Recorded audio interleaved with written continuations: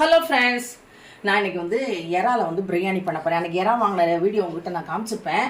அதில் நான் இன்றைக்கி வந்து பிரியாணி பண்ண போகிறேன். அதுக்கு தேவையான பொருட்கள்லாம் எடுத்து வச்சுருக்கேன். 2 வெங்காயம், 4 பச்சை மிளகாய் வெட்டி வச்சுருக்கேன், கொஞ்சம் கொத்தமல்லி. இன்றைக்கி வந்து புதினா இல்லை. இப்போ புதினாக்காக நான் கடைக்கு போக முடியாது, அதனால் இருக்கிறத வச்சு நான் செய்ய போகிறேன். அப்புறம் ஒரு 3 சின்ன தக்காளியை வெட்டி வச்சுருக்கேன். அப்புறம் வந்து மசாலா, அதாவது பட்டை, அப்புறம் பிரிஞ்சி இலை, கல்பாசி, அப்புறம் வந்து கிராம்பு, ஏலக்காய், பட்டை, அன்னாச்சி, இது வந்து ஜாதி பத்திரி எல்லாம் எடுத்து வச்சுருக்கேன். அப்புறம் இஞ்சி பூண்டு பேஸ்ட்டு, இறாவும் எடுத்து வச்சுருக்கேன். தனியாத்தூள், மஞ்சத்தூள், மிளகாத்தூள் எல்லாம் எடுத்து வச்சுருக்கேன். ரைஸ் ஊற வச்சாச்சு. இப்போ இந்த பாட்டில் ஓப்பன் பாட்டாக தான் நான் வைக்க போகிறேன். நான் வந்து குக்கரில் வைக்கலை. ஒரு சிஸ்டர் என்கிட்ட கமெண்ட் பண்ணியிருந்தாங்க, இந்த மாதிரி வந்து ஓப்பன் பாட்டில் வந்து பிரியாணி நல்லா வருமா அப்படின்னு கேட்டாங்க. கண்டிப்பாக நல்லா வருங்க. நம்ம வந்து ரைஸை பொறுத்து, அடுத்தது நம்ம செய்கிற மெத்தடை பொறுத்து நல்லா வரும். குக்கரில் வச்சிங்கன்னா சில நேரம் அடி பிடிக்கும். இந்த மாதிரி ஓப்பன் பாட்டில் வைக்கும்போது அடி பிடிக்காது. அதனால் நான் இன்றைக்கி அப்படி உங்கள்கிட்ட செஞ்சு காமிக்கிறேன். பாருங்கள், வீடியோ பாருங்கள், பார்த்துட்டு அந்த மாதிரி செய்யுங்க, நல்லா வரும். இந்த எண்ணெய், இதில் கொஞ்சம் எண்ணெய் ஊற்றிருக்கேன். இப்போ இதில் நான் வந்து 1 ஸ்பூன் நெய் போடுறேன்.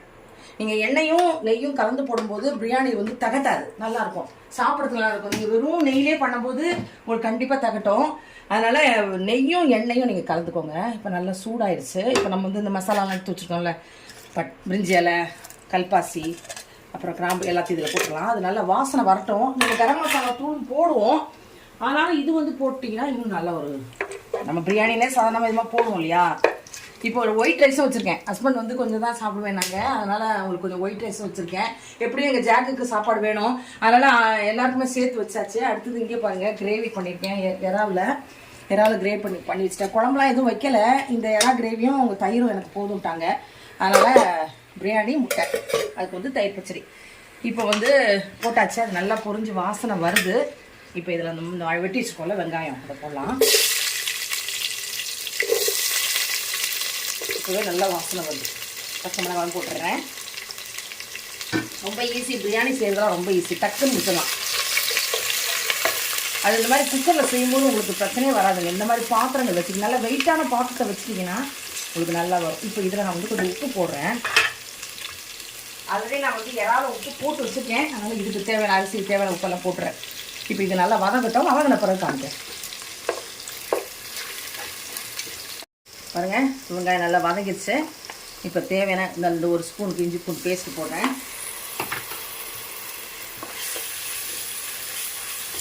நல்லா கலரிக்கலாம். இப்போ இது கூட நம்ம தக்காளி நான் போட்டுற போகிறேன். உங்களுக்கான ரைஸ்க்கு ஜாஸ்தி வைக்கிறீங்கன்னா கூட ஒரு தக்காளி போட்டுக்கோங்க. ரொம்பவும் தக்காளி போட்டால் தக்காளி சாதம் மாதிரி ஆகிடும். அதனால தான் நான் வந்து இது தேவையானது போட்டிருக்கேன். இப்போ இதில் நம்ம கொஞ்சம் போல் மஞ்சத்தூள் போட்டுக்கிறேன். இந்த டயத்தில் தான் வந்து நம்ம வந்து புதினா இருந்தால் புதினா போட்டுக்கலாம், கொத்தமல்லியும் புதினா கொஞ்சம் போட்டுக்கலாம். இப்போ கொஞ்சம் போல் மஞ்சத்தூள், அடுத்தது தனி மிளகாத்தூள், அடுத்தது காஷ்மீரி மிளகாத்தூள். அது ஒரு கலருக்காக போடுறோம், காரம் இருக்காது, பட் கலர் நல்லாயிருக்கும், அதுக்காக தான். இதுவும் காலி ஆயிடுச்சு. அடுத்தது தனியாத்தூள் போடுவேங்க. சில பேர் போட மாட்டேன்னு சொல்கிறாங்க, பட்டு போடுங்க, நல்லாயிருக்கும். அதோட ஃப்ளேவர் நல்லாயிருக்கும். எல்லாம் போட்டோம். ஒரு கலர் காஷ்மீரி மிளகாத்தூள் போட்டோன்னே கலர் எப்படி இருக்கும். அடுத்தது நான் நறுக்கி வச்சுருக்கேன்ல கொத்தமல்லி, அதில் வந்து நான் பாதி போடுறேன், பாதி வந்து கடைசியில் போடலாம்.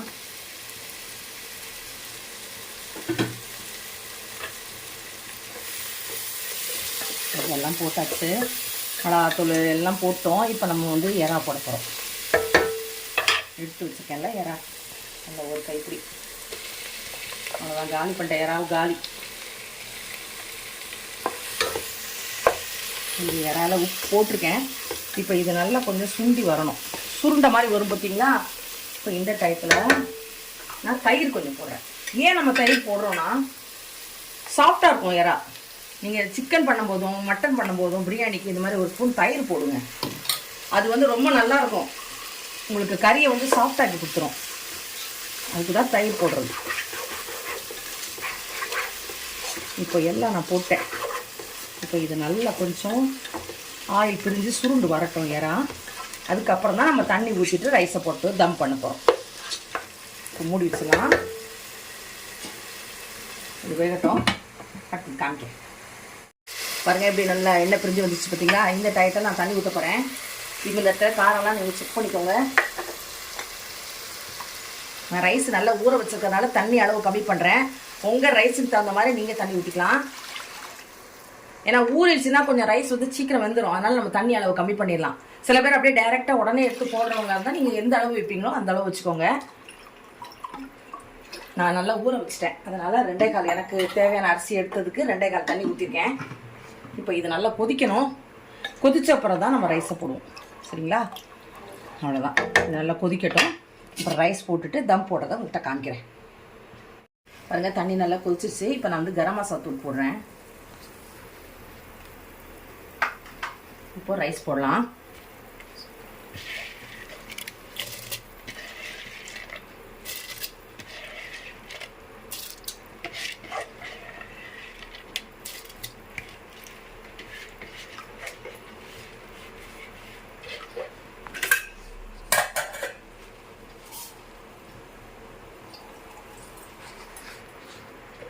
இது இந்தியா கேட் ரைஸ் தான்.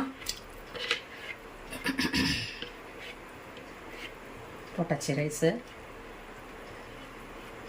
பாத்திரத்தில் இந்த மாதிரி ரைஸ்லாம் ஒட்டியிருந்ததுன்னா ஒரு ரைஸ் கூட விடாமல் எடுத்து போடுங்க. அது ரொம்ப நல்ல பழக்கம்.